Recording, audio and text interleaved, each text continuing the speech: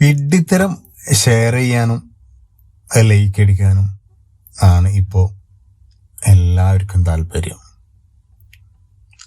ഒരാളൊരു വിഡ്ഢിത്തരം ചെയ്താൽ അത് ഷെയർ ചെയ്യാൻ, അതെടുത്തിട്ട് പള്ളി ഗ്രൂപ്പിലിടാൻ വേണ്ടിയിട്ട്, അല്ലെങ്കിൽ അമ്പലത്തിൻ്റെ ഗ്രൂപ്പിലിടാൻ വേണ്ടിയിട്ട്, അല്ലെങ്കിൽ സ്കൂളിൻ്റെ ഗ്രൂപ്പിലിടാൻ, അല്ലെങ്കിൽ നാട്ടുകാരെ ഗ്രൂപ്പിലിടാൻ, ഇളയമ്മാൻ്റെ ഗ്രൂപ്പിൽ, ഇളയപ്പാൻ്റെ ഗ്രൂപ്പിൽ, അമ്മായിയുടെ ഗ്രൂപ്പിൽ, എവിടെയൊക്കെ കിട്ടുന്നു അവിടെയൊക്കെ തട്ടാൻ വേണ്ടിയിട്ട് ഒരാൾക്ക് എന്തൊരു ആവേശമാണെന്നറിയോ?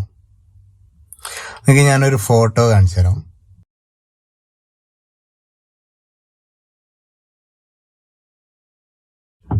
ഈ ഫോട്ടോത്തില് ആ വണ്ടി ദൂരെ നിന്ന് വരുന്ന സ്പീഡ് കാൽക്കുലേറ്റ് ചെയ്തിട്ട്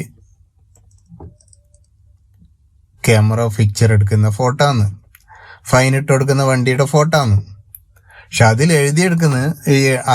എഴുതിയിരിക്കുന്നത് ദൂരെ നിന്ന് വരുന്ന വണ്ടിനെ കണ്ടുപിടിക്കാനുള്ള, അതിന്റെ സ്പീഡ് കണ്ടുപിടിക്കാനുള്ള കഴിവുള്ള വണ്ടിക്ക് മുമ്പിലുള്ള മരം കണ്ടിട്ടില്ല എന്ന് പറഞ്ഞിട്ടുള്ള ഒരു എഴുത്താന്ന്. ഇത് ഓരോരോ ഗ്രൂപ്പിൽ വരുന്നുണ്ട്, പരക്കെ വരുന്നുണ്ട്. അത് എഴുതിയനോ ലോക വെട്ടി, അത് ഷെയർ ചെയ്യുന്നവനോ ആ വണ്ടിയിലെ ക്യാമറ ആണ് ദൂരെ നിന്ന് വരുന്ന വണ്ടിക്ക് അതിന്റെ സ്പീഡ് റഡാർ ചെയ്തത് ഫൈൻ ഇട്ട് കൊടുക്കാൻ സഹായിക്കുന്നത്. വണ്ടി എടുക്കുന്ന ഡ്രൈവർ നമ്മളെ പോലെ സാധാരണ ഡ്രൈവർ, അവന് ചിലപ്പം ചില സാഹചര്യത്തിൽ അപകടം പറ്റിയിട്ടുണ്ടാവാം.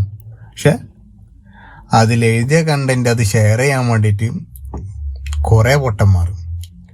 ഈ ഷെയർ ചെയ്ത പൊട്ടന്മാരോടാ നിങ്ങൾ ചിന്തിച്ചു നോക്കറ. ആ എഴുതിയത് നിങ്ങളൊന്ന് വായിച്ചു നോക്കീനോ? ആ ക്യാമറയാണോ വണ്ടി എടുക്കുന്നത്, അല്ല ഡ്രൈവറാണോ വണ്ടി എടുക്കുന്നത്?